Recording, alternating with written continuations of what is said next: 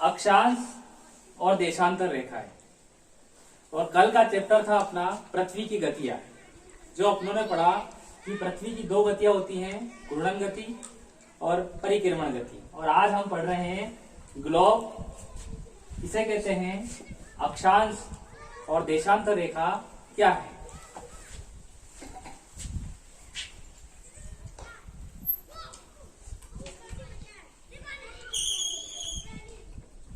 देखो, यह एक कहें तो ग्लोब है। ग्लोब किसे कहते हैं? तो ग्लोब पृथ्वी का नमूना है, काल्पनिक है, पृथ्वी का नमूना है, जो ग्लोब का उपयोग पृथ्वी के अध्ययन के लिए किया जाता है। अपन देखते हैं आगे कि अक्षांश रेखा क्या है। तो अपन देखते हैं कि ग्लोब पर जो रेखा खींची जाती है 0 डिग्री पर, 0 डिग्री पर जो रेखा खींची जाती है, बीच आड़ी रेखा है ना, उस रेखा को हम विषुवत रेखा कहते हैं।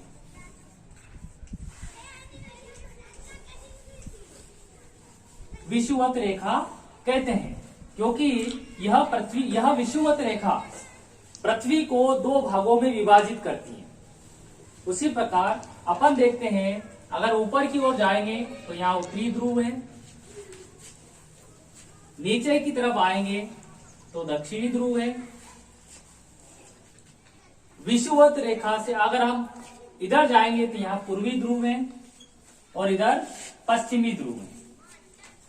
तो हम पढ़ रहे हैं कि अक्षांश रेखा किसे कहते हैं। तो पृथ्वी पर जो आड़ी रेखा खींची जाती है उसे हम अक्षांश रेखा कहते हैं। उदाहरण के लिए, जब हम उत्तरी गोलार्ध की तरफ जाएंगे, जो 23.5 डिग्री पर जो रेखा खींची गई है उसे हम कर्क रेखा कहते हैं। क्या कहते हैं? 23.5 डिग्री पर जो रेखा खींची गई है उसे हम कहेंगे कर्क रेखा। और दक्षिणी गोलार्ध पर जो 23.5 डिग्री पर जो रेखा खींची गई है उसे कहेंगे हम मकर रेखा। उसी प्रकार दक्षिणी गोलार्ध में जब 66.5 डिग्री पर एक और रेखा खींची गई है, इस रेखा को हम अंटार्कटिक रेखा कहेंगे।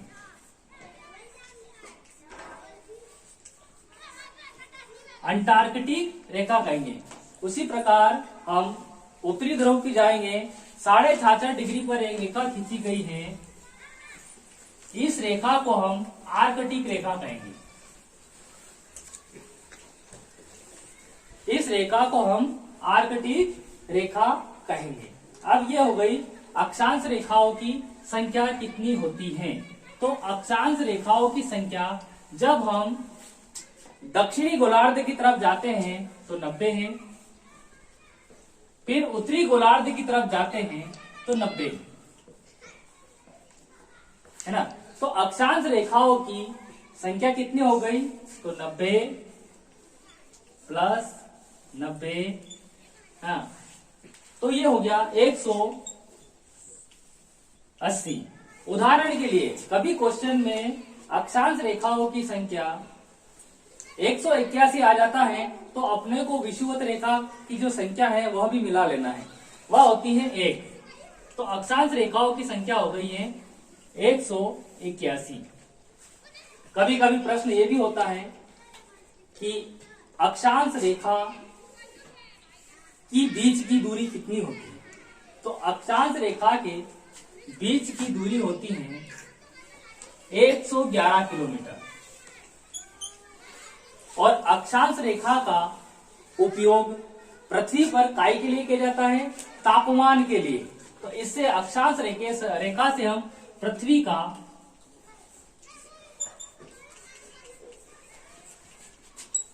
तापमान निकाल सकते हैं कि कहां पर गर्मी है, कहां पर सर्दी है, कौन सी ऋतु चल रही है। यह रेखा आती है, अक्षांश रेखा में पृथ्वी का तापमान निकाला जाता है, ऋतुएं निकाली जाती हैं। यह हो गई अक्षांश रेखा। और अक्षांश रेखा को पृथ्वी के तापमान निकालने के लिए प्रयोग किया जाता है।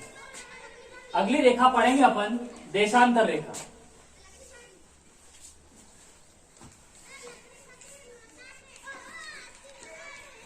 देशांतर रेखा। तो देशांतर रेखा किसे कहते हैं? देशांतर रेखा जो होती है वह उत्तरी ध्रुव को दक्षिणी ध्रुव में मिलाती है। जैसे एक उदाहरण के लिए, जो 0 डिग्री पर रेखा खींची जाती है उत्तर से दक्षिणी ध्रुव की ओर, उसे देशांतर रेखा कहा जाता है।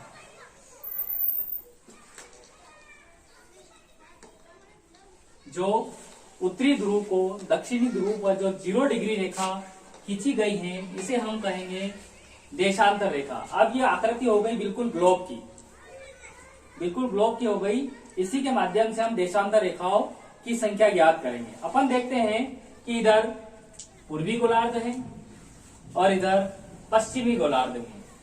तो 0 डिग्री से अगर हम पूर्व की ओर जाते हैं तो 180 देशांतर रेखा है। पश्चिम की तरफ आते हैं तो 180 देशांतर रेखा है।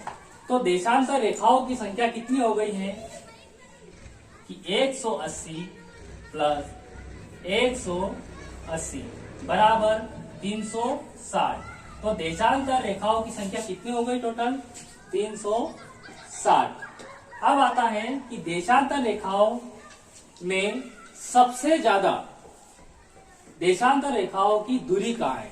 तो वह होती है विषुवत रेखा पर। कितनी होती है? 111.3 किलोमीटर। कहां पर होती है? विषुवत रेखा पर। उसी प्रकार क्वेश्चन यूं भी बनता है कि दो देशांतरों के बीच सबसे कम दूरी कहां होती है? वह होती है ध्रुवों पर। कहां पर होती है? ध्रुवों पर, ध्रुवों पर होती है। तो यह देशांतर रेखा हो गई अपनी। अब देशांतर रेखा से और भी क्वेश्चन आते हैं। उदाहरण के लिए कि समय रेखा किसे कहते हैं, और तिथि रेखा को भी हम देशांतर रेखा के नाम से जाना जाता है। जैसे कि 0 डिग्री रेखा को हम मानक समय रेखा कहेंगे। मानक समय रेखा कहेंगे। अब 0 डिग्री देशांतर रेखा कहां से ली गई है? 0 डिग्री देशांतर रेखा कहां से ली गई है? तो यह ग्रीनविच से ली गई है। ग्रीनविच से 0 डिग्री देशांतर रेखा ली गई है। अब तिथि रेखा किसे कहेंगे? समय रेखा तो हो गई 0 डिग्री, और तिथि रेखा किसे कहेंगे? तिथि रेखा कहेंगे हम 180 डिग्री की जो रेखा है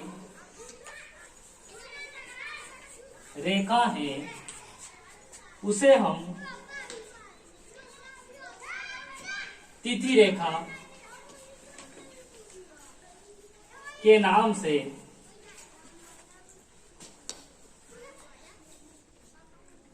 जानते हैं।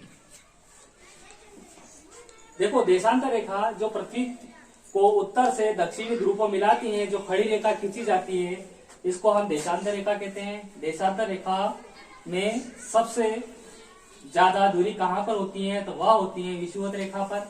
सबसे कम दूरी होती है वह होती है ध्रुवों पर होती है। और देशांतर रेखा में 0 डिग्री रेखा को हम मानक समय रेखा कहते हैं, और 180 डिग्री की जो रेखा है उसे हम तिथि रेखा कहते हैं। उदाहरण के लिए, जब हमारी पृथ्वी दो देशांतर रेखा जब घूमती है तो 4 मिनट का समय लगता है। दो देशांतर रेखा जब घूमती है तो 4 मिनट का समय लगता है। आगे देखते हैं।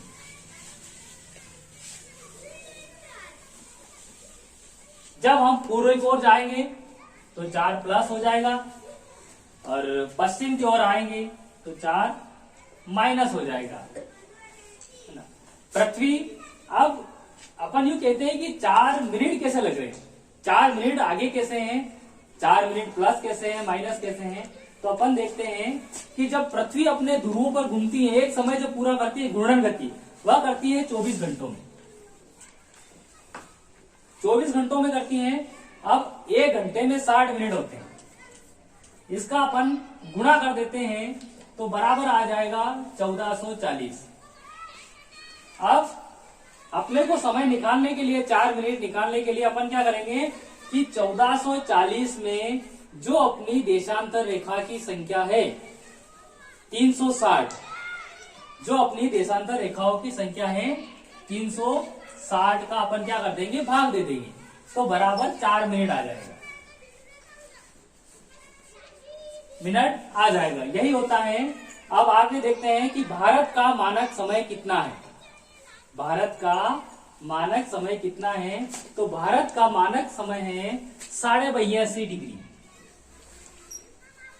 भारत का मानक समय क्या है, तो भारत का मानक समय है 82.5 डिग्री वाली जो रेखा है वह भारत का मानक समय है।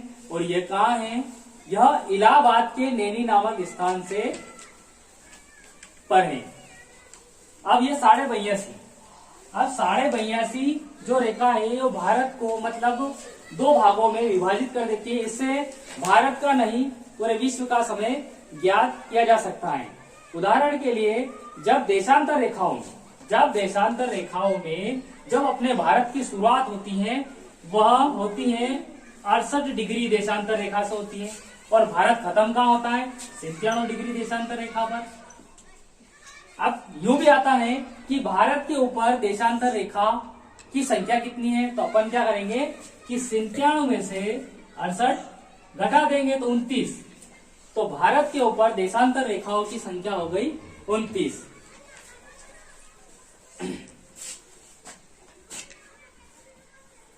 अब 82.5 डिग्री रेखा ज्ञात करने के लिए अपन क्या करेंगे कि ये जो 29 रेखा है यह भारत को 2 भागों में विभाजित कर रही, तो अपन 29 में 2 का भाग लगा देंगे तो बराबर आ जाएगा 14.5। अब 14.5 में हम 68 जोड़ देंगे तो बराबर 82.5 डिग्री आ जाएगा। तो इससे भारत का मानक समय ज्ञात किया जा सकता है। और आज हमने ग्लोब, अक्षांश रेखा, देशांतर रेखाओं के बारे में पढ़ा है, और अगले चैप्टर में हम अन्य चैप्टर के बारे में पढ़ेंगे।